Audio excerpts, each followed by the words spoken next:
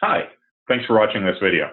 I'm John Turner, and this is the second video in my VMware User Environment Manager series. And today's video is going to cover the features and capabilities overview of the User Environment Manager product. So I put together an agenda for today's session. I'm going to go through, give an introduction of myself and my background. Then we'll go through and I'll provide a high-level overview of VMware User Environment Manager. This is going to help refresh the memory of just the different components that make up this suite. And then we're actually going to deep dive into VMware UEM's capabilities. So I'm going to open up the VMware UEM console. We're going to kind of step through everything on a line-by-line basis, so that you get a good understanding of all the different capabilities and how you could potentially leverage VMware User Environment Manager inside of your environment. So a little bit about me. I'm John Turner. I'm currently a senior consultant with VMware Professional Services.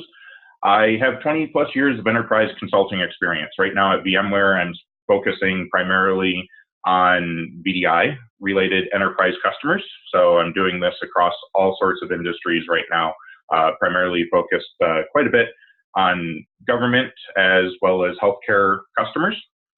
I hold a litany of certifications, VMware, Microsoft, CompTIA, and have a lot of experience just working in overall enterprise environments, specifically with IT technologies.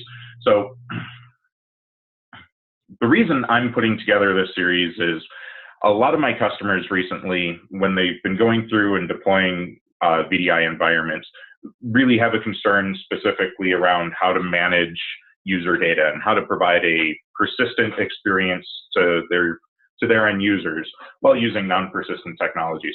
And what I started finding out is, as we've been talking about, as I go through the architectural design sessions with UEM, I pretty much give just about the exact same overview of UEM. So I decided I was just going to take everything and put together a video series and allow it and be able to open it up to many more people. So we're going to just start with the basics of UEM. So the different components of UEM, and then we'll get into the actual console itself. So from a components perspective, the first primary component is your management console. So this is actually what I'm going to be stepping you through during the demo portion of this. We're going to go through and review all the different configuration actions that are available using the console. Then we have the client. The client is what gets installed on your virtual desktop. It's what gets installed on a end user's physical desktop. So the client is what will actually go and read the share, read the configuration, and apply configuration specific to that user or that machine. Then you have the User Environment Manager Application Profiler. This is utilized to profile applications to identify the configuration files and predefined settings that need to be applied. I'll go through and do another video specific to just using the application profiler as part of this series. So there will be a deep dive one coming. Just stay tuned. The next tool is the User Environment Manager Sync tool. So this product basically helps address a gap that was directly related to how to apply UEM to laptop users.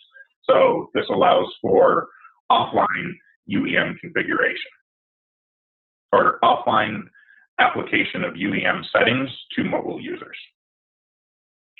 Then we have the Help Desk tool, which basically is a tool meant for help desk users, administrators. It helps look at profile archives, does some analysis, helps you look at log file viewers.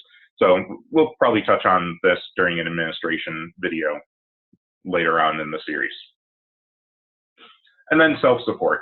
So self-support is similar to the Help Desk tool in that it allows the ability for an end user to be able to restore configuration settings.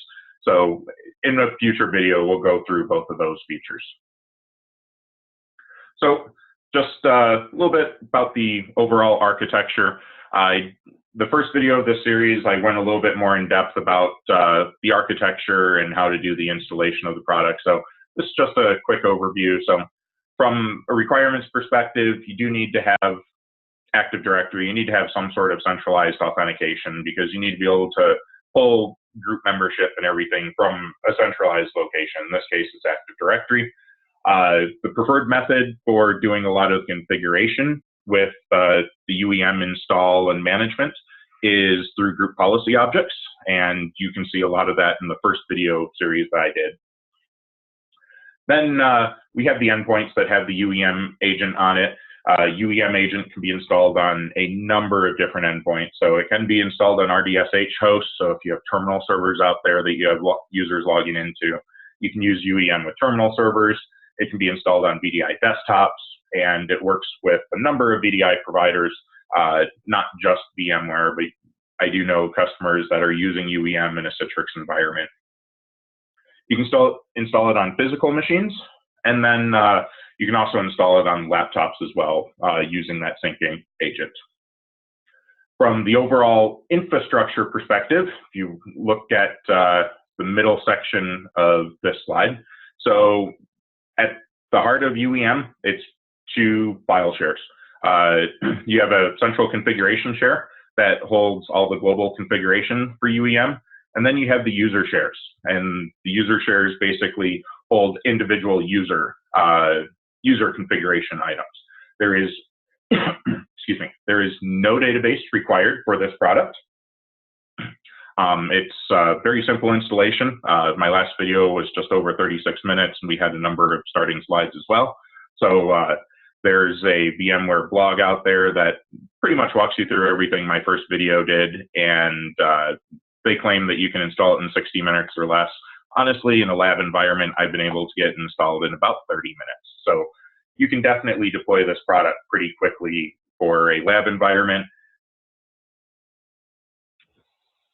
So at the heart of this product is to make sure that you're providing a consistent and personalized experience to your end users. So if you really think about corporate IT, you have users logging into virtual desktops, you have users logging into physical desktops, you have users potentially logging into a web portal and using presented apps that are fronted by a terminal server and a back end somewhere.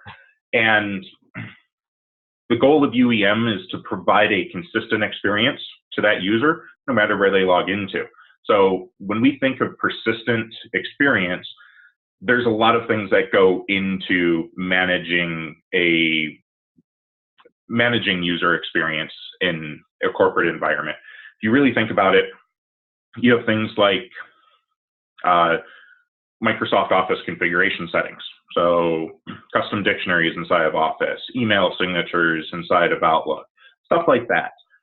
Those kind of things, if you log into multiple different machines, by default, they normally don't roam and follow you in most environments. Well, UEM helps bridge that gap and make sure that when you log in, your settings actually follow you. And where this really comes into play and where I see this technology used big time is in VDI environments. So if you think about non-persistent VDI, every time a user logs in, they're getting a brand new desktop. It is pretty much in the background going through that first user configuration experience. And when a user logs into a virtual desktop session, they have a brand new desktop. So it's like they logged into it first time. So if you don't utilize a product like UEM or AppSense or other products out there on the market in this space, that user will have to go through, reconfigure Outlook every single time they log in. And when you think about this from a VDI adoption perspective, users are going to hate that. They don't want to have to go through and reset up everything for their job every single day. So UEM helps answer this problem and helps give that consistent experience across any device, and more importantly, make sure that when they log into a machine, all their settings are there just as they left it yesterday when they logged off. So what UEM is able to do is it's able to provide this consistent experience across any desktop that the user logs into, whether it's in a cloud, whether it's a physical, or whether it's a virtual desktop, or if it's an RDSH host. It doesn't matter. As long as these machines are part of the same Active Directory domain, we're able to go through and apply all these settings.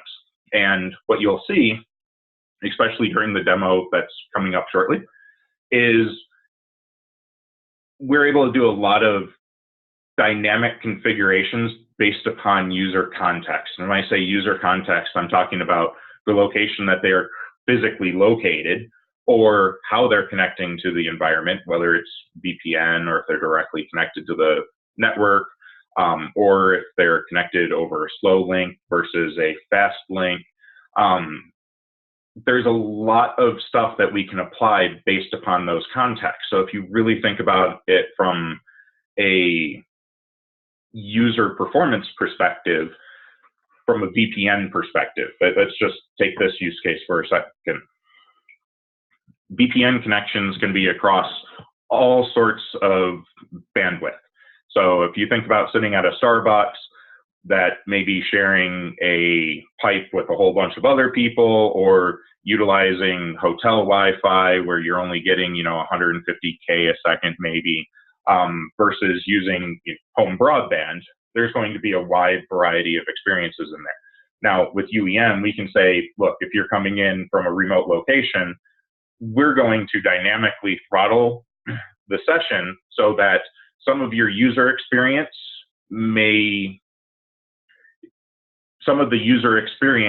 is not going to be as crisp and graphical, but it's going to be very, very snappy to the end user. So we're able to throttle and say, look, don't build every single image to lossless if they're coming in over a VPN, versus if they're on a network location that has high-speed bandwidth, we can say, look, this is full bandwidth, let's give them the full features and capabilities, and we're able to do that on a dynamic basis. Even if a user logs off of their physical desktop and then goes home, opens up a VPN session, logs into a virtual desktop at that point in time, we can apply it because we can notice that there has been a change in their source location.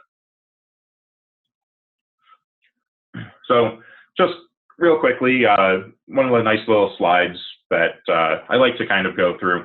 So if you really think about the overall experience from a user desktop, you have your data and your files, you have your applications, then you have your OS. And there are settings associated with all of these different aspects. So this is where VMware User Environment Manager comes in. It really manages those settings. So we're able to do it based upon driven events. So when a user logs on, when a user logs off, or if the session locks and then unlocks, we can do different things at those points in times. We can dynamically apply application configurations based upon any context of a user, whether it's where they logged in from, what desktop they're connected to, stuff like that. Then there's the user environment settings themselves. So think about the kind of things that you can control through group policy. Similar thing, it's basically similar to what you're able to control with the user environment settings. And then the application personalization. This is the stuff that follows you. This is your Outlook. This is your Outlook signature. This is your Word custom dictionary, those kind of things. So personalization, and we'll talk about these things quite a bit more when we get into the demo, but personalization relates directly to application. So this decouples personalization items from the application and the operating system. It allows you to manage these settings at log on and log off, meaning a user will log in, it'll download the settings from the user's configuration share and apply them to that session. The user then does everything that they need, they log off, all those settings are now recopied back up to that user's individual share. We can personalize applications dynamically, so we can apply different settings for different groups of users for applications, and you'll see this when we get into the next screen here. And then we can make sure that these settings are available across all Windows platforms. So if you think about it from an Office perspective, Office 2016 can be installed on Windows 7. It can be installed on Windows 10. We can have settings float between Windows 7 and Windows 10 for many applications. So if you really think about it, this can really aid companies when they're going through and doing OS migrations, whether it's a physical or a virtual environment. So these settings, as discussed, work in your physical, virtual, and cloud desktop environments. And I mean, it truly starts making it so that OS and device migration becomes a lot simpler. I mean, one of the primary use cases I see for UEM is in virtual desktop environments. These are environments where the desktop only persists for the time that the user is logged in. So once they log out, that desktop gets deleted and just completely goes away. So if you think about it, we're using this in that environment. This product can definitely help in environments where you're just migrating an OS from Windows 7 to Windows 10. So the next capability is user environment settings. So I like to kind of say these are the things that you could traditionally probably do, most of them directly through a GPO. But the thing that you lack with the GPO is some of that extremely granular control where you are able to say, look, if a user is coming in on a slow connection, apply this GPO. But if they're coming in through a fast connection, apply this GPO. You just don't have that capability with Active Directory right out of the box. So UEM helps provide an overlay to apply those settings dynamically based upon user context. So it's something that really has been kind of lacking from Active Directory. I know you can get creative and script things and do security filtering inside of Active Directory GPOs, but when we really get into the console, you'll see it's a lot quicker and a lot easier to be able to have the ability to manipulate this on the fly and apply different settings based on context. So user environment settings, as I mentioned, it reminds you a lot about what capabilities you get through GPOs. You can do drive mappings, you can do file type associations, you're able to go through and put shortcuts in different locations. You can even go through and you have the ability to import an ADMX file from a vendor, say Adobe, and directly apply ADMX settings right to a desktop. So you don't need to import that ADMX file into Active Directory anymore if you didn't want to for some of these settings. So let's go through and let's actually talk about the capabilities and do the demo. Okay, so here I am. I already have the User Environment Manager console launched, and this is in my lab environment. I have UEM configured exactly how I did it in the first video in my series. So I have the file shares that have been created on this machine. Right here, my UEM config and my UEM profile share. I have the management console launched. I am connected to my configuration share. And I'm going to go through and basically just step through all the different features inside of this console. Okay, so typically what I like to do is I like to kind of just go through the layout itself. So this big little star button allows you to go through, configure the environments, a little bit about the support tool. So if you have multiple UEM environments that you're trying to manage with a single console, you can go through and manage them with a single console. Then you have the actual tabs. So we have the personalization, the user environment, and the condition sets. I know some installs will have additional tabs up here for application migration and everything. I did a basic install of UEM.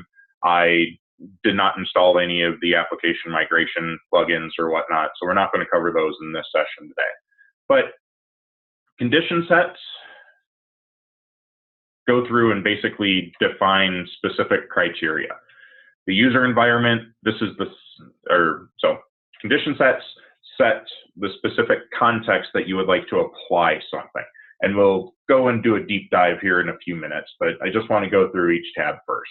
The next one is the user environment. And as I mentioned in the previous slides, user environment, I really map very closely to a lot of the things that you're able to do through Active Directory GPOs natively, but you'll see that we're able to do a lot more dynamic application. And then personalization. Personalization really focuses on the application side. So this, as you can see here, I have this pre-populated with a number of applications just because I ran the quick start when I did the install. But as you can see, I have everything pre-populated, and you can see the individual applications in the different suites that out of the box this can be configured to capture. So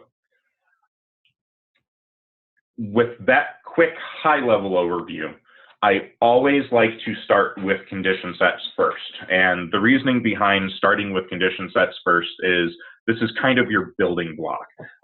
This is like the base 100 level that you should probably understand about UEM so you can really get the full features and the full capabilities out of UEM. So what a condition set is it is a way to dynamically, it's a way to group and place users or machines or Active Directory groups or whatnot and define the criteria that you would want to have something apply.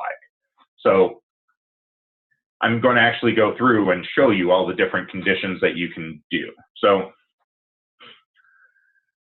we're going to just start off pretty simple. So just kind of going through here, I clicked on this create button. This allows me to create a condition set.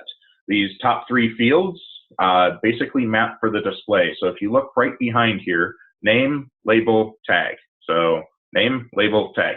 Those map directly. It really helps make it easier to filter things out. So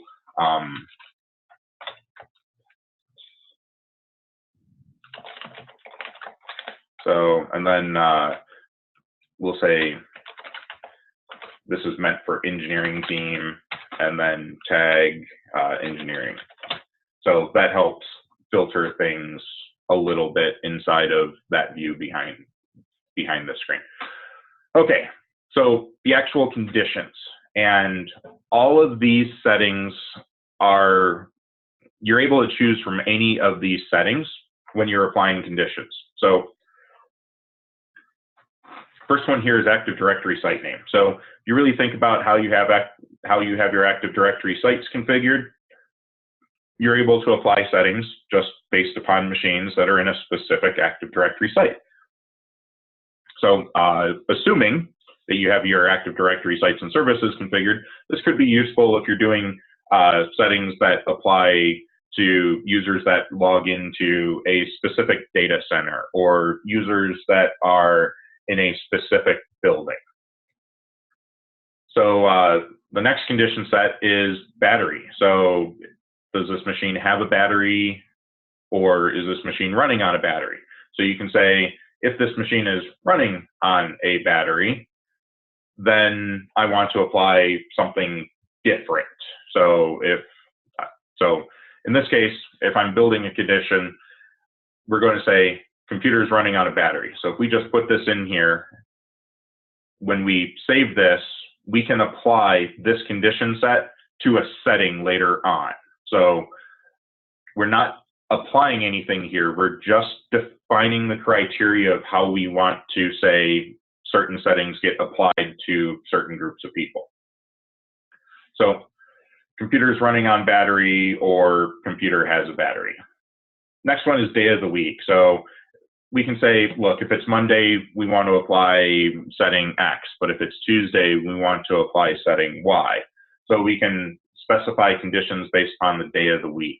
Endpoint IP address. So this is important to consider. So endpoint, especially when it comes to a VDI environment, the endpoint is the device that the user is actually interacting with. So if you're using thin clients, then the endpoint IP address would be the IP address of the thin client. Now, where this becomes helpful is think about things in terms of, let's say, a hospital. Virtual desktop environment, your VDI desktops are going to have one set of IP addresses because they're sitting inside of a data center somewhere. And then your endpoints are going to have a different set of IP addresses. And what I've noticed in a number of hospitals, every floor or every section has their own network segments. So when you think of things like, how am I going to map a printer to a specific group of users? Because typically a printer is specific to a department or is specific to a floor, and those users might log into machines on different floors at different points in time. Well, we're able to apply settings based upon the endpoint IP address. So if you know for sure that everything in the 10.10.10.0 subnet,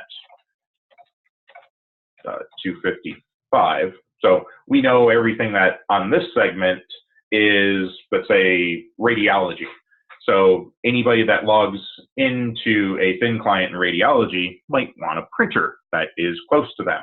So we can say if an endpoint is in this IP address, then we're going to apply some sort of setting. So some of the next, or one of the next conditions here, endpoint name. So very similar to endpoint IP address, a lot of companies come up with standard naming conventions for their thin clients, for their zero clients, for their desktops.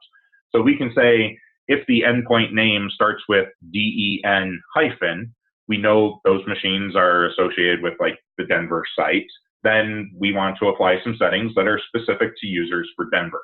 So we're able to say if the endpoint name is equal to, or if it starts with, or if it ends with, or if it contains. So like I said, if it contains, let's say DEN for Denver, then we know we want to apply Denver settings to it. Next one is endpoint platform. So if, in this case, it basically defines how are they connecting into the environment. So as you can see, you basically have two options for your remote display protocol, BLAST or PC over IP, or ICA, supporting for Citrix. And then we can specify the platform. So if we look at ICA here and platform of BlackBerry.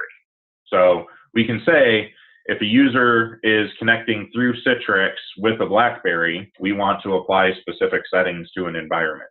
So you can definitely see how we can get pretty granular based upon how users are connecting in. And we still have a bunch more conditions that we can go through. So the next one is environment variable. So we can actually pull environment variables from the desktop. So a lot of applications use environment variables. So we can say if an environment variable exists, then we apply certain settings. But if it starts with X, we apply settings. But if it starts with Y, we apply different settings. So we can definitely show and actually get down into environment variables on the individual machines and apply conditions based on what variables are sitting there. Next one is exit code. So we can actually say, we can actually key activities off of exit codes. So if an application ends and exit code of 0, apply specific settings. If application gets an exit code of anything that is not equal to 0, then do something else. So you're able to definitely script based upon application closure and exit codes in different locations. And then next one is we can say if a file or folder exists, then apply a specific setting. Or conversely, in this case, if that file or folder doesn't exist, then that setting won't get applied. And then we can go all the way, so the previous one here was file or folder, so we can say if a folder exists or if a file exists. The next one is we can actually look at file versions. So let's say you have a homegrown application and you have to apply settings for version 1.0.2 one way, but you need to apply settings for 1.0.3 a different way. So we can actually go down to the file level, looking at the file version, and say, if it's version A, do this. If it's version B, do that. So again, these are just conditions. All we're doing right now is going through and looking at the conditions that we could then later apply settings for. So group membership, I'll be honest with you, group membership is probably the one that is used most frequently out there, because this basically just says, look, check for computer group membership or check for user group membership. And if they are a member of, let's say, UEM users, then we'll apply settings if they're in that group. So that one should be pretty simple. Now, the next one, Horizon Client Property. So this is something specific to if you're using UEM inside of VMware Horizon environment. But if you are, we can say if client location is external, do this. If it's internal, do this. That's basically if you're using security servers or UAGs. We can pull different tag information from the machine. And then we can also apply settings based upon pool name. So we can look even as far into the solution as saying, you're on the engineering pool. So we'll apply settings based upon that. Okay, so the next one, this is IP address. So I know we have two IP address ones in here. We had the first one, which was endpoint IP address, and now we have IP address. So I want to make sure that I clarify the difference between these two.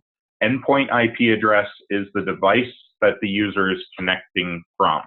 And this would be specific to VDI or RDSH environments. So if you have a thin client that connects to a terminal server, and if you want to key off of the IP address of the thin client, you would choose endpoint IP address. If you want to key off of the IP address of the virtual desktop, then it's IP address. Now, if you're in a physical environment, you're just going to use IP address, because then you're going based upon the subnet of where the machine is.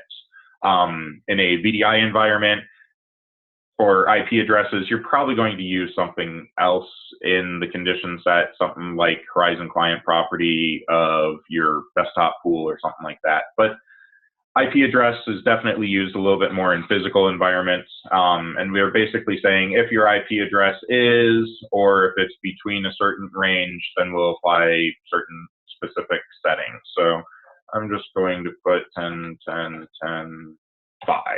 So, and then continuing through, so other conditions we can say based upon operating system. So if this if a user is on Windows Server 2016, we're going to apply certain settings, but if they're on Windows 10, we'll apply different settings. Or they're on Linux, or they're Windows Vista, or pretty much whatever operating system they're on, we can apply specific settings based upon that context. Just continuing through. Then operating system architecture, we can say, if it's a 32-bit machine, do this, or if it's a 64-bit machine, do this.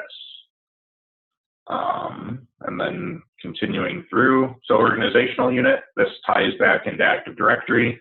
So you can tell it to look at the computer OU or the user OU. And then you can match if it's a direct member of the OU. So if you have nested OUs, this would mean only if you're directly in the level of OU that you're looking.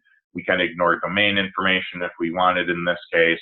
So if you have the same OU name across multiple domains, you can ignore the domain. So it'll just look at it'll look at the main OU name rather than domain and OU name.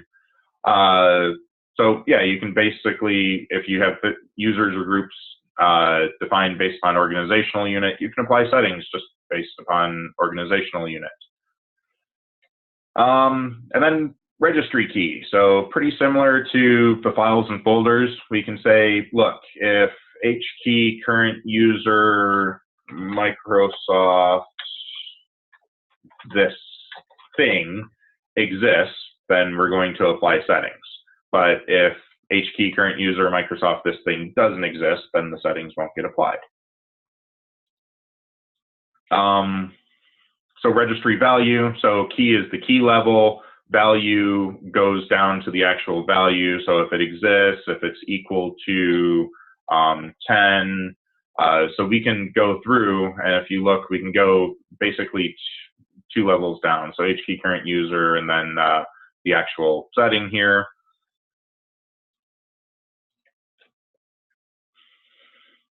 And then remote display protocol, so ICA, RDP, PC over IP, or BLAST, so we can, apply settings based upon the kind of environment you're connecting to. We can apply settings based upon time ranges. So we can say things are only going to be available between noon and 2 or something like that. So that kind of goes through the conditions. And from the condition perspective, these were all the different things that we can apply settings on. Now, one thing I want to call out, and you may notice, I have gone through and I've added a few conditions to this condition set. And we're able to go through and it supports Boolean information. So we can say user is a member of group myhome/UEM users, and their IP address is 10.10.10.5, and the operating system is not a 32-bit operating system. So this would basically say anybody that's a member of UEM users that is connecting to or is using a machine with this IP address that is not a 32-bit platform will get these conditions applied. So we can go through and really change and link conditions to get down to things that are extremely granular and extremely specific. And I'll be honest with you, this has helped solve a lot of problems inside of a number of IT organizations, because there may be this small group of 5 users that needs this one extremely custom setting done. And by going through and using condition sets, you can actually very clearly define those 5 users based upon the exact criteria that you need to apply those settings to. So I know I started off saying, look, condition sets are I always start with condition sets, and the reasoning behind that is this is a very fundamental concept that you really should grasp as you're going through and defining this. So I just created this test condition set. It was specifically to really just go through and show you all the different conditions that you're able to apply settings for. And I like going through that, because as we go through and we look at user environment and we look at personalization, if you have an understanding of the condition set component, you can start thinking, oh, well, that's a great setting, and I really need to apply that setting to these specific users. And you can kind of start thinking about how would you define the conditions to be able to target those specific users. So with that, we are going to move on to the user environment tab. Okay, so the user environment section, going to step through every single one of these things exactly like I did for the different conditions that we're able to go through. And the first one I'm going to start off with is the ADMX-based settings. So ADMX, you're probably thinking to yourself, ADMX, that's what Active Directory GPOs use. And you are absolutely correct in that. So a lot of customers out there will provide ADMX-based files that you can import into Active Directory. But the nice thing is you can also import ADMX files into UEM as well. And this way, and what I see a lot is VDI administrators are not Active Directory administrators, and oftentimes there's pushback of adding a lot of ADMX files into an Active Directory GPO environment for whatever reason. So UEM helps solve that specific issue as well. So up here at the top, and you're going to see this pretty much across the board, name, label, and tag. Again, name, label, and tag really is for the display. So name, test, label, test demo, tag, testing. And you'll see back here, eventually, after I click save, it'll show up, and all those things will just populate those fields. So the next one is select categories, of course. So I missed a critical step when I was going through and talking about this. First thing that we need to do is we need to import ADMX templates. So up here at the top, there is the manage templates, and we're able to go through and we're able to add a folder or add a file. So what I've gone through and done is I have downloaded all of the GPO templates for Adobe Acrobat in this environment. And I've put it into a folder, and of course it doesn't want to go through the folder directly. So ADMX, and oh, I'm sorry, it was actually the Google Chrome ADMX file. So here's what I did. I downloaded the Google Chrome ADMX files. I'm telling it, look, import chrome.admx. I click the validate, make sure it's okay. So these ADMX file settings are only user-based settings. So in this case, I'm importing the Chrome user-based setting. So now I've imported that template. Now I can go through and create Google Chrome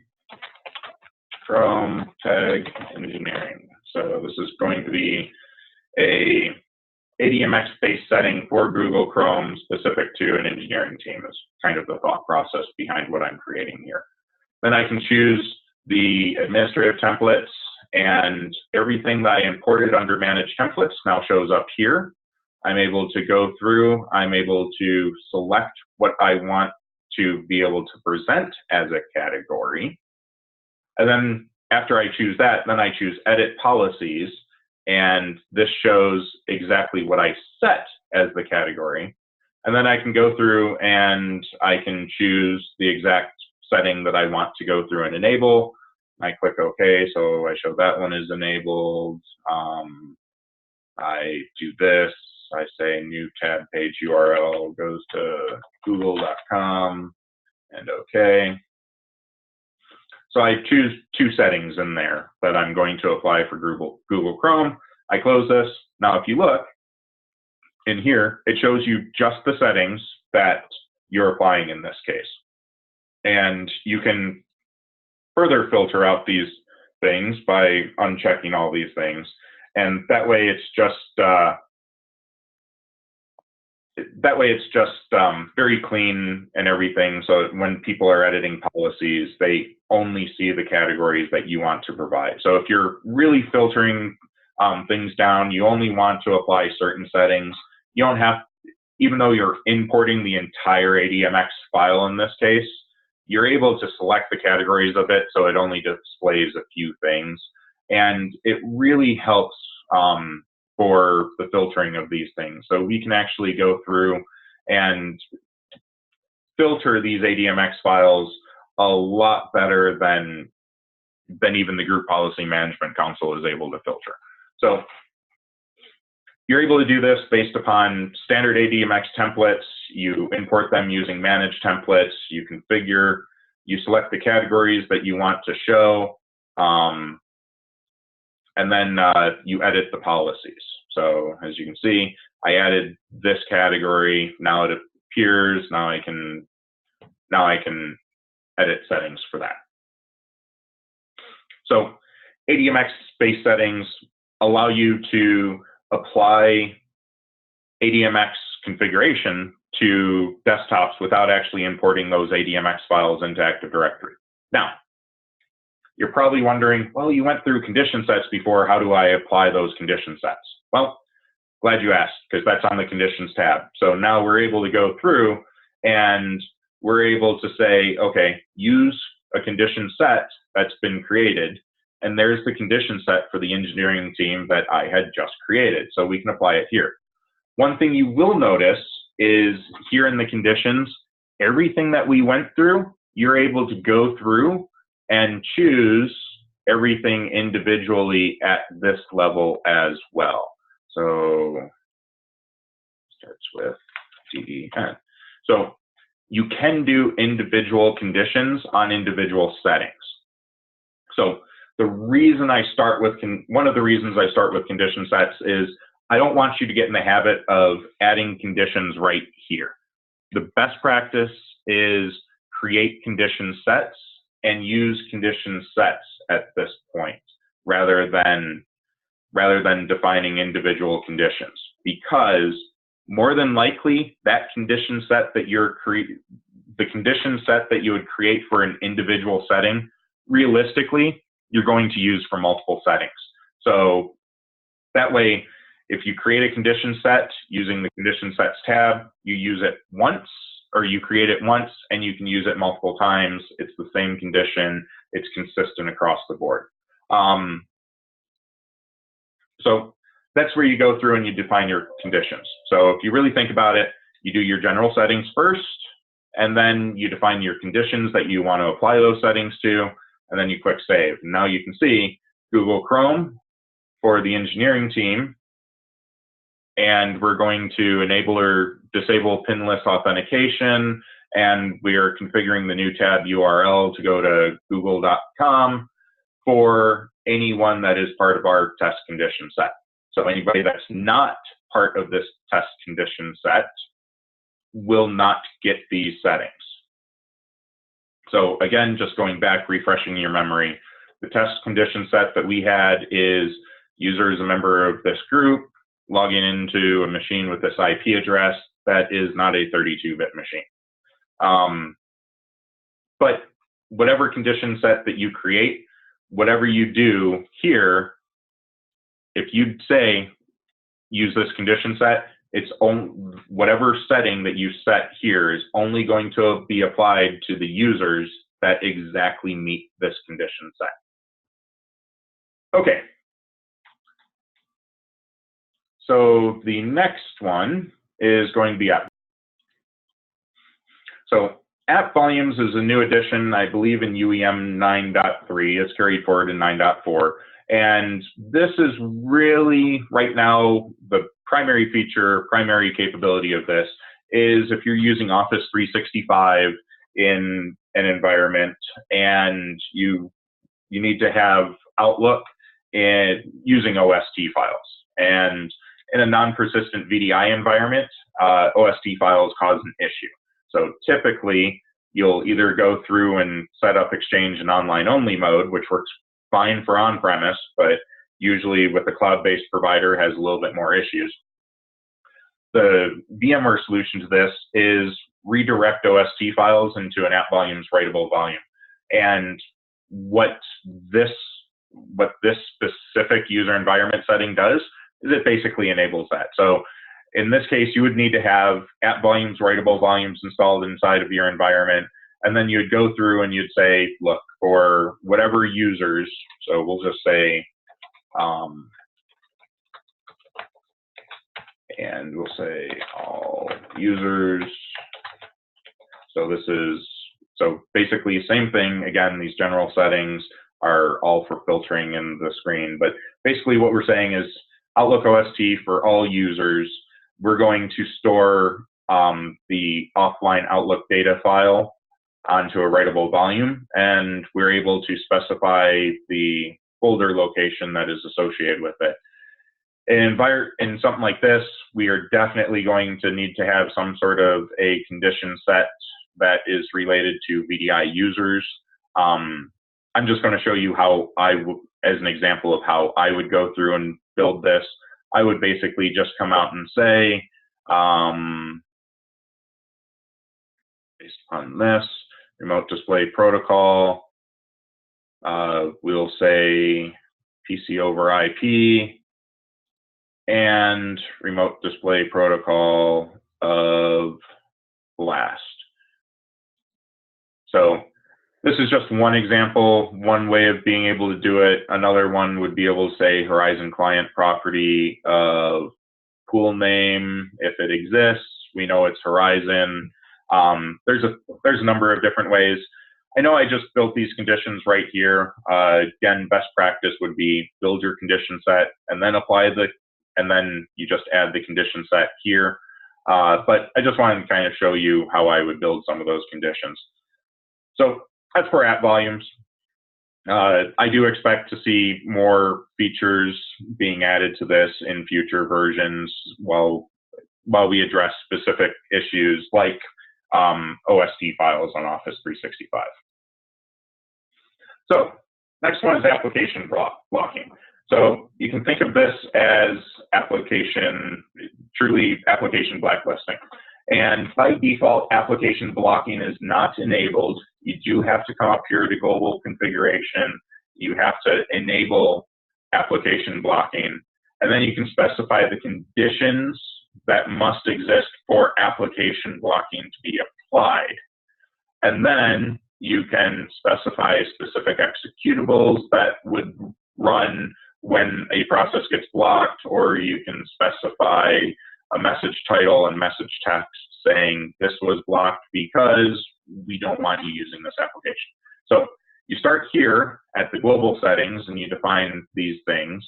And if I just click OK, by default, you can see only applications, by default, when you check this box, only applications in C program files and C program files x86 are allowed to run, which means as soon as I check this box and I click OK to this, I've now locked down the environment to where if a user has an executable on their desktop, it won't launch. And at that point in time, then we'll have to go through and specify whether or not we want to block additional things or whitelist specific things. So application blocking, again, general settings are all the same. So app block desktop.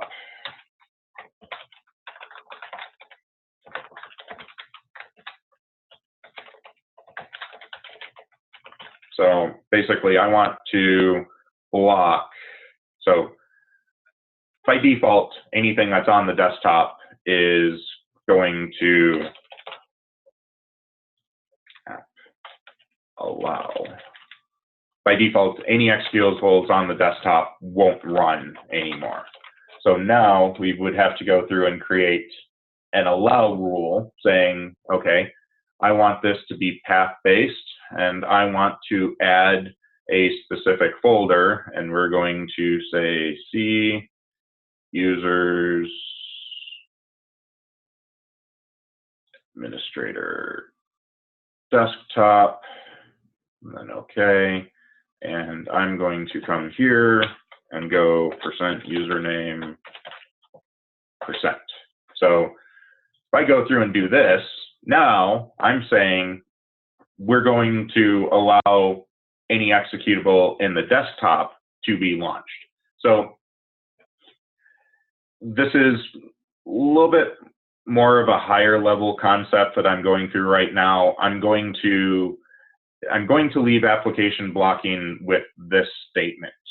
Remember, as soon as you check this box, the only applications that are going to be allowed to run are applications that are sitting in C program files or C program files x86. I do not recommend enabling this in a production environment until you've gone through and done testing in a lab environment. So with that being said, this definitely is a more advanced topic. If you are looking to do application whitelisting and application blacklisting, I recommend reading through the VMware documentation a little bit, because there are definitely some gotchas when you go through and implement this. And if you don't test it out appropriately, you're going to run into issues. And one other thing to make sure, so enable application blocking. If you're going to do this in a single environment, you don't have a test lab, make sure to add a condition set here that would only be the machines that you are testing on. So in this case, I would add a condition of a OU or a specific group membership for specific users, saying this only applies to my test user accounts. So that I don't mess up anything in my lab, I'm going to uncheck this and leave application blocking disabled. Okay, so the next one is drive mappings. So very popular option that most companies that I've gone through and I've implemented UEM at use drive mappings. And very simple, create drive mapping. Again, name, label, tag, same thing as what we've seen in every other thing. Then you specify the drive letter. So we'll say H. You would specify the path.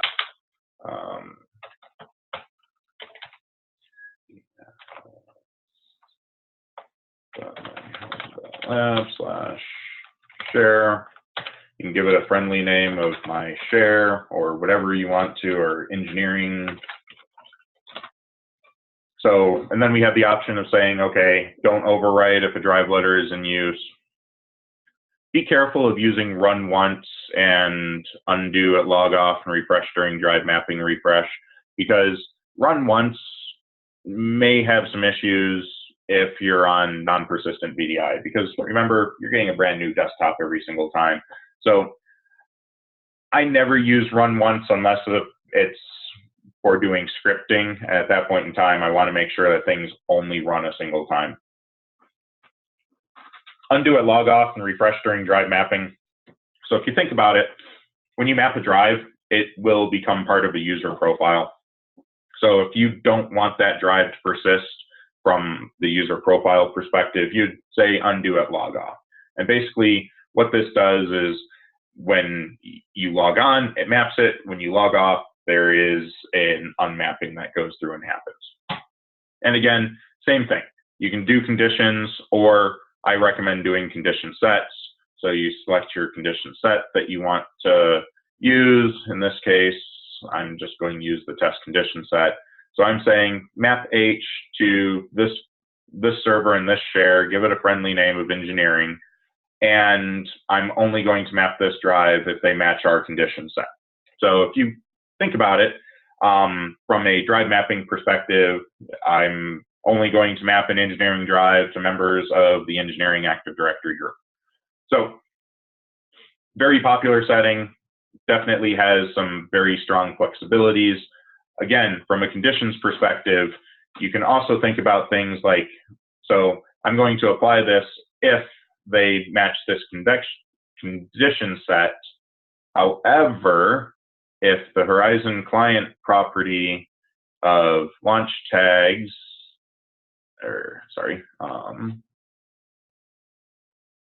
however, if the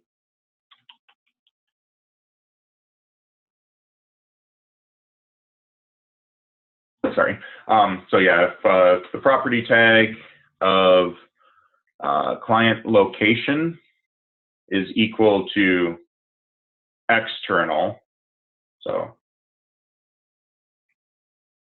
equal to internal.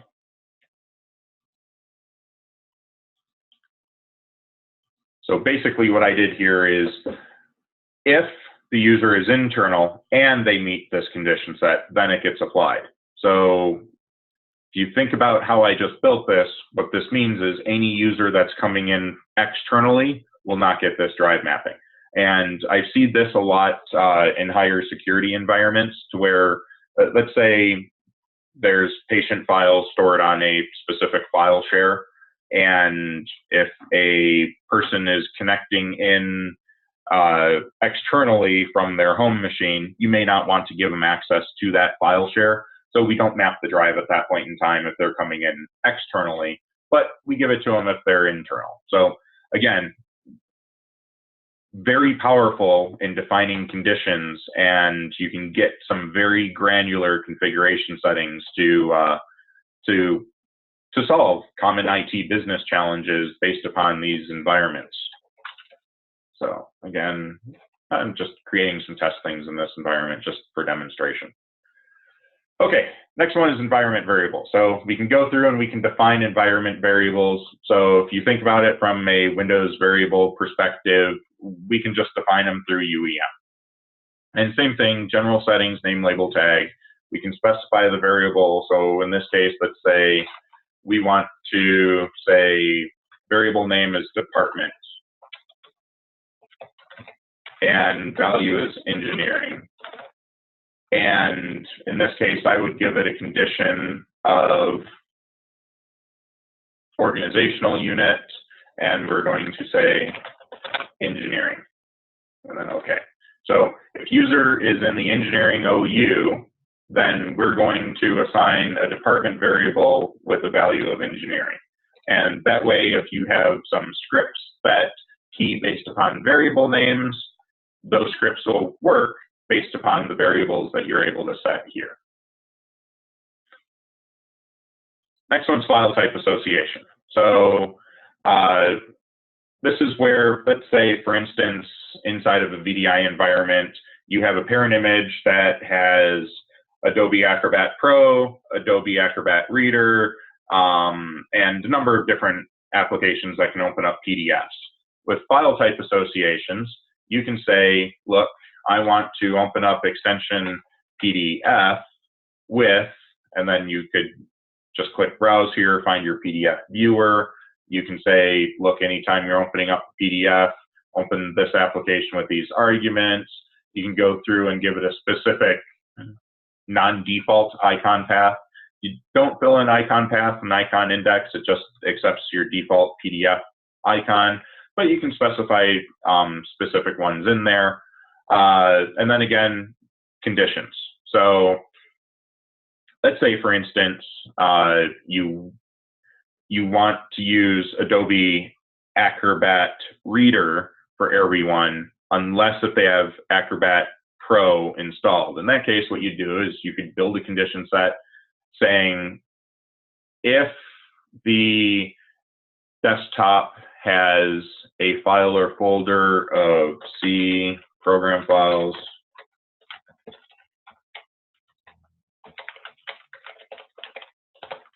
if it has C program files Adobe Acrobat Pro, then we're going to associate PDF with C program files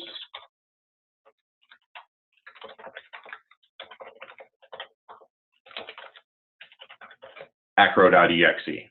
So, and then we're saying,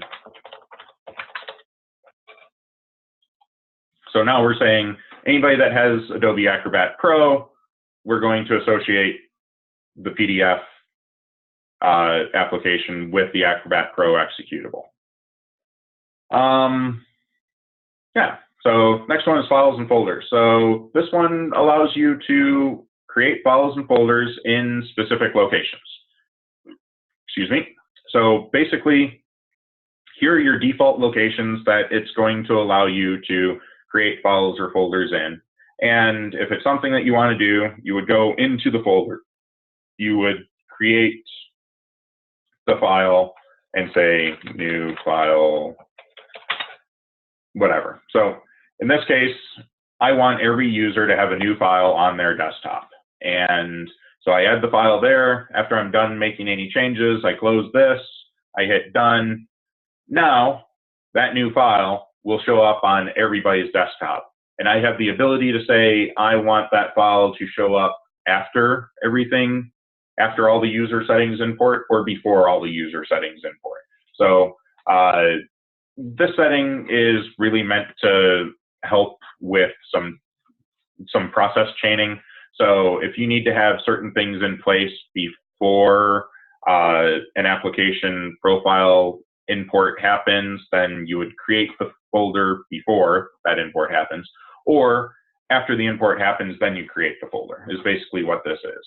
And again, you can do the condition sets here saying, okay, I only want this new file available for users that are a member of the HR group, or however you want to do it. So this is actually a pretty helpful and pretty easy way to make sure that certain things always show up in a start menu, for example, or certain things will always show up on their desktop, or if we want to pre-populate certain cookies for whatever reason, we're able to go through and do that. Or if we want to pre-populate certain app data settings, we're able to go through and do that. So it really helps add files and folders to some of those common locations. And again, when you really think about the condition sets in here, if you run into an issue where you need to have a specific file in a specific location for a specific group of people with some very complex settings, more than likely you can define them based upon the conditions that are available. So that way, at the end of the day, you can script these settings rather than doing things manually. So continuing through, another one that is extremely popular is folder redirection. And this is utilized in VDI environments all the time. This is a setting that I constantly configure. So folder redirection. So in this case, slash user slash percent username percent. So you need to make sure in this case that you're using percent username percent. If you don't, everything's going, all users will be redirected to a single folder. But basically what I'm showing here is I'm setting up a remote path.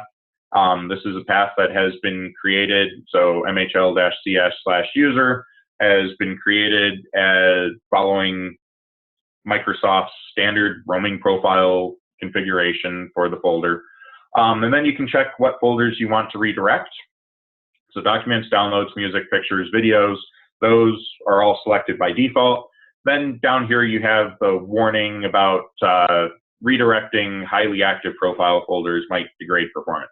So in a VDI environment, I typically do redirect desktop folders or desktop and favorites, but I do not redirect programs or roaming start menu, mainly because I like controlling the roaming app data, and I like controlling programs menu using conditions and condition sets rather than doing it just directly through folder redirection.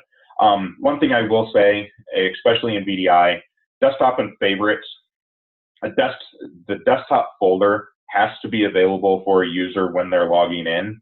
So if that folder isn't available, or if that folder is on slower disk, it's going to impact the user's login time. So I will say, if you're redirecting any of these things, I highly recommend redirecting it to high-speed SSD disk, and really only do folder redirection. Only do folder redirection when it's properly contained. So if you're doing folder redirection, do it on VDI. Be careful about doing folder redirection on laptops and whatnot, because a laptop may be offline. So folder redirection, I set this up all the time. It's a very popular setting inside of UEM. And this way, you don't have to use Active Directory to configure folder redirections, or you can create multiple folder redirection policies based upon criteria that sends users to different shares. So you can get a lot more flexible and a lot more granular with UEM than you could with just Active Directory out of the box. Okay, next one is smart policies. So smart policies, I use this a lot from a security perspective. And if you think about it, I've been in a number of environments where USB devices are allowed internally, but USB devices are not allowed for users that are coming in over the internet. So we can say USB redirection is disabled, and then we could set a condition here of the Horizon client property being client location is external. So basically what we're saying is we're disabling USB redirection for anybody coming in externally. And by default, if we just say disable external USB, so if we just save this as is, so we create the disable external USB for a condition set of client location equals to external. So if the user's coming in external, USB is not going to be there. By default, if they're coming in internally, USB could be there based upon their environment settings. So if the agent has USB enabled, then the user will have the ability to utilize USB redirection. And same thing with everything else. So printing. So do you want to enable or disable printing? Do you want to do you want to disable or allow clipboard? If you do allow a clipboard, do you want to allow it from the client to the agent? Do you want to only allow it from the agent to the client? So you can set specific settings there. Client drive redirection. Do we want to, in the VDI session, do we want to map back the local C drive of the user's desktop? HTML access file transfer. So do we want to allow file transfer from client to the agent? And then bandwidth profile. Do we want to say, so do we want to assume that since everybody is coming in, so Horizon client property of client location is external. So if we want to say everybody is coming in, we want to set them to a low-speed WAN connection, or we want to set them to an extremely low-speed connection. So it really filters or really throttles the bandwidth profile based upon conditions. So I'm just using the client location equal to external. There's a number of other ways that you could use conditions to get those specific people, but very easily, if they're going through a security server, more than likely they're coming in externally and they're already tagged external, so I like using that as whenever possible. Okay, next one is log on and log off tasks. So we create login task. We can say, look, run this command. I want it to time out after 30 seconds, and I want to run it before any profiles get imported. So just standard log on. So this is like login scripts. Then log off. So these would be log off scripts. So exact same thing that we looked at from the log on tasks, you can do from a log off task perspective. Printer mappings. So very similar to how drive mappings work. So we are able to specify server/printer1. We can say this is the default printer. We can say, you know, create it at log on and undo it at log off if we want. Same capabilities that we have for drive mappings, we can do with printers, and again, conditions. So printer logic I see created very dynamically. So in environments that don't have like a tap and go printing solution, and users that, you know, roam from floor to floor. So hospitals are a great example where printer mapping conditions get very complex, because a nurse can float between multiple different floors or multiple different wards of the hospital, should be logging on to different endpoints. And if she's in cardiology, that nurse wouldn't want to be printing to a printer in the emergency room. So you see printer mappings using a lot of complex condition sets in a lot of environments to be able to help make sure that the printer that's mapped is the one that's actually closest to the endpoint that the user's logging in from. Okay, next one is privilege elevation. So it's another global configuration setting that you have to come up here and you have to say, I want to enable it. You can then say, give it the condition saying only members of, let's say, the elevated permissions group. So if the user is a member of the group elevated permissions will apply. We can say, we can actually still prompt the user, do you want to elevate? So we're going to say, message title, warning, this app requires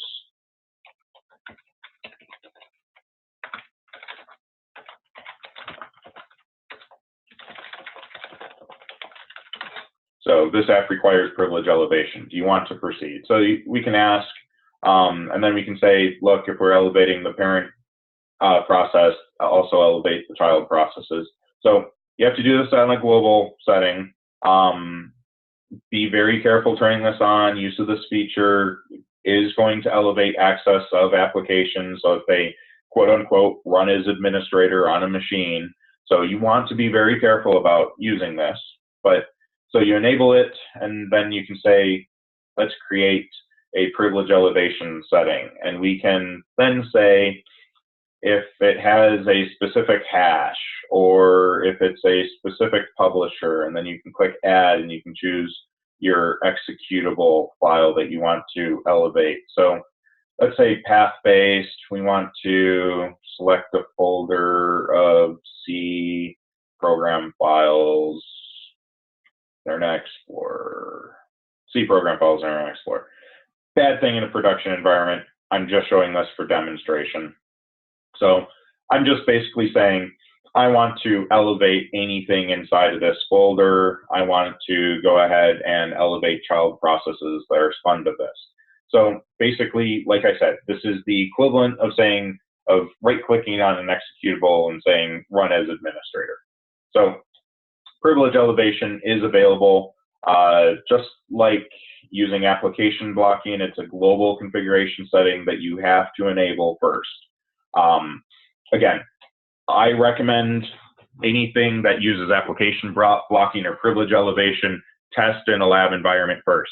Do not enable it in production until you understand how it works, because you can either prevent users from launching applications, or you can potentially grant the user too much access to an application to where they can be malicious. Okay, the next one is registry settings.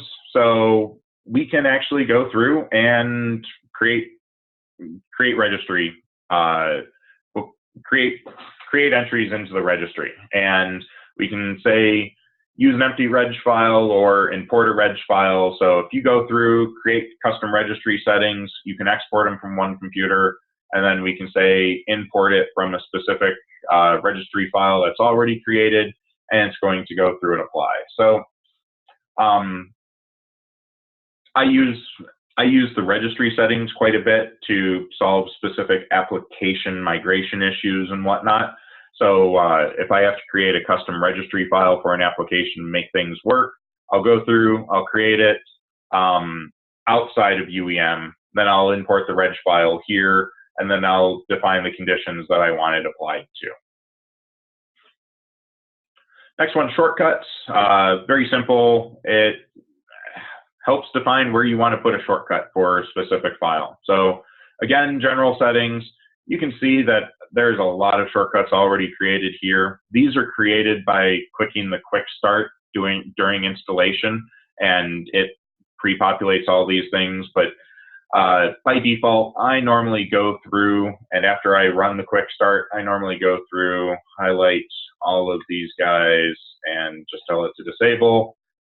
That way I'm not using any of, that way I'm not creating anything from the easy start. And then I'll go through and I'll create my shortcuts manually. And typically in a VDI environment, I like to go through and pre-populate programs folders. So in this case, we can create a programs folder of engineering. And we're going to, oops.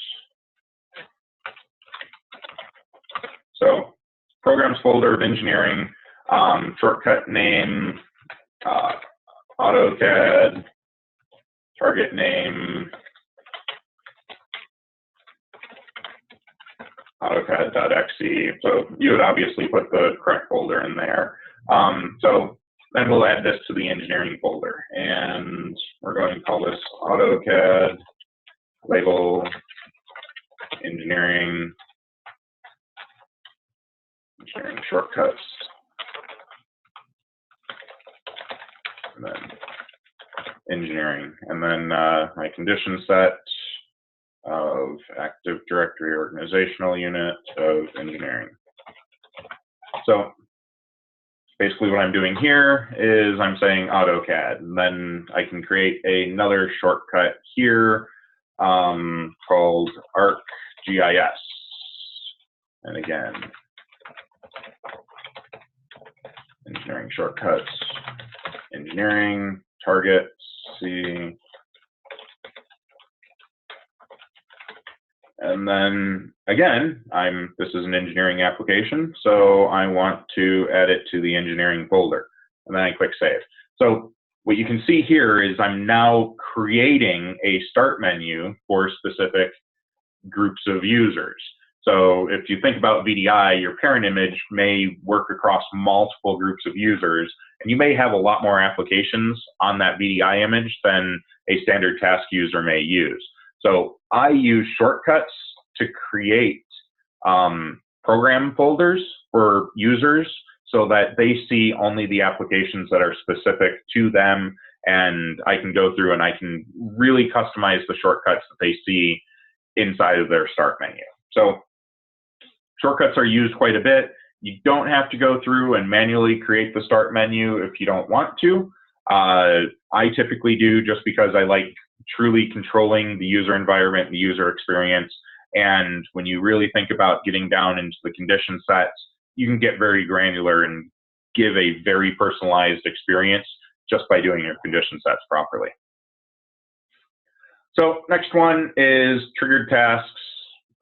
We can trigger tasks based upon different triggers. So whether a workstation is locked or unlocked, a session is disconnected or reconnected, app stacks are attached. So we can say, look, when a workstation is unlocked, let's do a direct flex refresh or user environment refresh of drive mappings and shortcuts, and only do this if the IP address of the workstation has changed. So triggered tasks just basically say, how often do we want to refresh UEM settings? And if you think about it, when a workstation is unlocked, it's potential in a VDI environment that that user is roamed to another client endpoint. So it may be in our best interest to do a user environment refresh that includes printer mappings and drive mappings. That way, if that nurse moved from a machine in the cardiac ward to a machine in the emergency room, the drive mappings and the printer mappings will be refreshed when that user puts in her credentials. That way her printer is now a printer that is closer to her and not all the way across the building. So trigger tasks, very important in a VDI environment, definitely has some usage in a physical environment as well.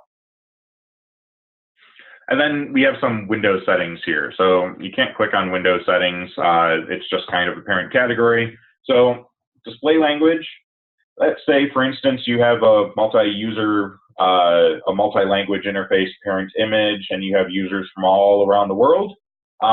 We can create a condition set, and then we can define the display language of, let's say, check. For conditions, we're going to give it an organizational unit that has, that is Eastern Europe. So we can say anybody that is in the Eastern Europe OU is going to get the Czech language, or is going to get, or anybody that's in, let's say, the Spain OU will get the Spanish language. So we're able to define based upon different criteria what display language is, and you could see where that would be helpful in a global VDI environment. And then we have the ability to hide drives, so we can hide pretty much any drive letter that you want. I mean, even hiding the C drive if you wanted, based upon different things. So this is hiding drives from Explorer. It shouldn't break the actual operating system. It just hides it from the user being able to go through and browse. And then continuing through, the next one is policy setting. So policy setting is actually depreciated. So policy settings is really, has been replaced by ADMX-based settings. The reason it's still here is when you upgrade UEM, when you do when you do an upgrade of UEM, it's an in-place upgrade, so this is going to stick around for a little bit, but it's depreciated. You're not going to be configuring anything here. Okay, so that wraps up the user environment. Now it gets into personalization. So with personalization, personalization really focuses on the application side of the user experience. And you can see that very clearly from the actual folder structure that is here created. So just as a side note, I also want to call out that the folder structure that you see here, so general applications and the files, Office 23, 2017, maps directly to the folder structure here. So you can see general, you see applications. We look under applications, you can see Adobe Acrobat, the calculator, the notepad, and everything. You can see everything here. For the most part, you're going to see 3 files for just about every application. You're going to have the icon file. This is just the standard icon. You're going to have the configuration settings file, and then you'll have a flag file. So the flag file doesn't really do too much in this case. But the configuration settings are what makes the difference. So basically, what we can see here is that this profile is going to happen when the Accord32.exe application launches. And what you don't see here in the binary settings is actually what's captured, because that is a hash value. But if we look at Adobe Acrobat Reader here, we click on Manage and we choose Expand, we can see what's actually being captured as part of this. So basically, what an application profile is it defines information that is being captured about an application. So if you think about a non-persistent VDI environment, a user logs in, they launch Acrobat Reader, they make a few changes to it with the display and the view and everything, they close Acrobat Reader, they log out. Without UEM, when they log back in, all those settings won't be saved. What we're doing is we're saying, look, we know that when you make a settings change in Adobe Acrobat, it's going to make a change in one of these 4 registry keys, and it's going to make a change in the app data/Adobe/Acrobat folder. So what we're going to do from a UEM perspective is we're going to capture all the configurations across these environments, and when a user logs off, we're going to zip them up and we're going to store them on the network. And when that user logs on to a new session, those zip files are going to be brought down to the local desktop, extracted and imported right in that session. So at that point in time, any settings that the user changed in their last session will now carry forward into the new session. So every application is going to be structured pretty similarly. The first page is going to be import-export. This is going to define what settings are captured as part of an application. The cleanup allows you to be able to specify if you want to clean up information at log on or log off. This does require direct flex, and we'll see that in a few tabs here. Predefined settings. So predefined settings for an application basically set the settings that are configured that will get for users the first time they log in. So if they've already logged in, launched an application, predefined settings aren't going to make a difference. But in this case, if a user hasn't launched an application, we can specify predefined settings for that application so that user will always get those settings. So what you can see here is we can have different orders for predefined settings, and we can choose default settings, and we can create different condition sets. So let's say let's say Office, you want to have different auto-save configurations based upon the groups that you're supporting. So you could create predefined settings for engineering, that then pre-populates the registry with specific location or specific configurations for autosave. So I didn't put anything in there, so it's going to error out. But basically, I can say engineering users will always have autosave enabled out of the bat. And then the next one, I could come out and say accounting has autosave configured and it's going to autosave every 2 minutes or something like that. So we can go through and specify predefined settings. So first launch settings, or settings that will always be there for the users the very first time they launch the application. Now, again, as I mentioned previously, predefined settings only work if a user's not launched the application previously. So if you can't go in and profile Adobe Acrobat, have users launch and use Adobe Acrobat, and then come in later and do predefined settings. You just can't do that. You have to do predefined settings kind of up front and out of the bat. Now, how do you create predefined settings? That's more for the application profiler. We'll get into that in a future segment. So next one is backups, and we can say how many backups we want to create, or we can use the global settings. So if we use global settings, this pulls information from Active Directory. So whatever you set in Active Directory would be what's going to be configured. Or you can say, I want to override Active Directory and create 10 backups. Then down here, we can say we can hide this application from self-support. So going way back to the slides, there's the UEM self-support tool. We can show we can hide specific applications from that self-support tool if we wanted to. And then, so the next one is direct flex. So this is based upon capabilities of an application. When direct flex is utilized, it actually improves the user performance because settings for an application will get applied when the application is launched.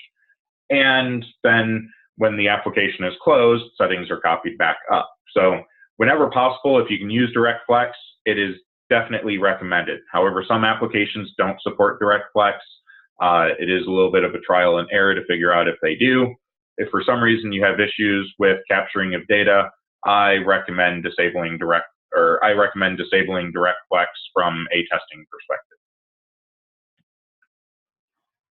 Okay, next tab is some advanced. We can say don't export files larger than certain sizes or older than specific days. And then this last one here is actually kind of important. So settings are OS specific. So by default, most applications you can roam from Windows 7 to Windows 10 because when you look at the import-export, we're only exporting specific folders that are custom to that application.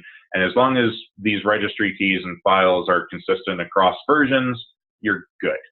However, there may be instances where registry keys change between Windows 7 and Windows 10 or Windows XP and Windows 7. In instances like that, we have to say settings are OS specific, which means if a user logs into a Windows 7 machine, launches Word, and then closes Word and logs off, those settings that were captured for Windows 7 will only get applied to Windows 7. That user logs into a Windows 10 machine, it's going to create a whole new set of customizations that it captures that are specific to Windows 10.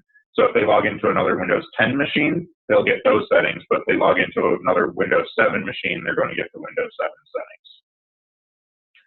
Then conditions, again, same thing as the condition set. So you can specify that Adobe Acrobat Reader is going to be customized only for specific groups of people. Other users or other groups are only going to get the standard settings where things won't be captured.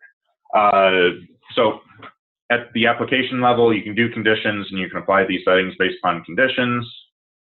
So user environment, here's one that I use quite a bit to solve specific issues with applications or specific security concerns.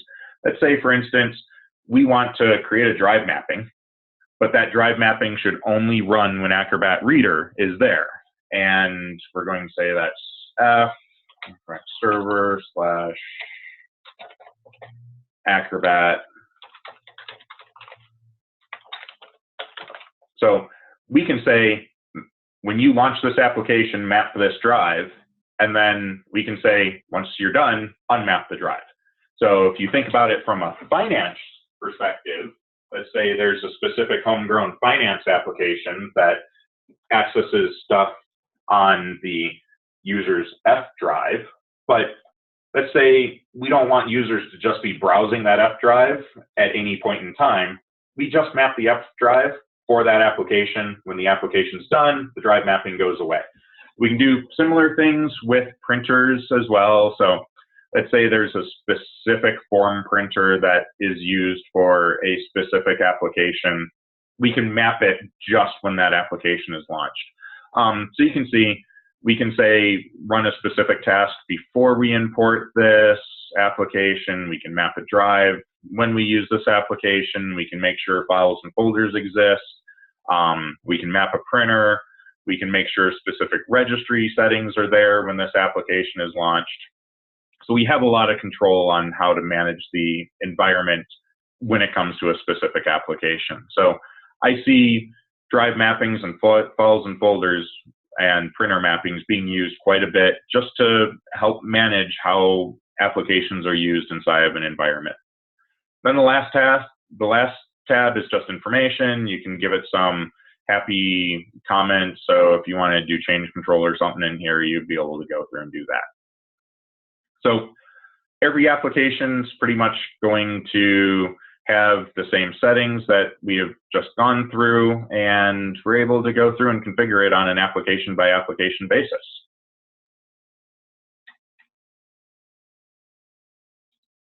So that pretty much wraps up the overall review of User Environment Manager from the Management Council perspective. So I really want to, stress, definitely learn condition sets, because condition sets are really going to make or break this implementation. Because if you get your condition sets correctly, you're able to apply registry settings and files and everything very dynamically, and getting it down to a very granular level to help fix issues inside of your environment, and just to help make things work inside of your environment. I've used UEM to definitely give that persistent environment experience across a virtual environment. I've used UEM to go through and help with application migrations. I've used UEM to help work with OS migrations from Windows 7 to Windows 10. So UEM has a lot of capabilities, but if you really break everything down, it all comes down to what settings do you want to apply to what specific groups of users. That's where condition sets come in. So make sure you understand condition sets, use condition sets, and then go through and start creating the settings that you want to go through and apply. I appreciate you taking the time to watch this video today. I definitely go through and read the comments. If you have any comments or questions, please leave them below. And make sure to keep an eye out on my YouTube page for additional sessions. We'll definitely be going through and doing one on how to profile applications in the near future. So thank you for joining, and have a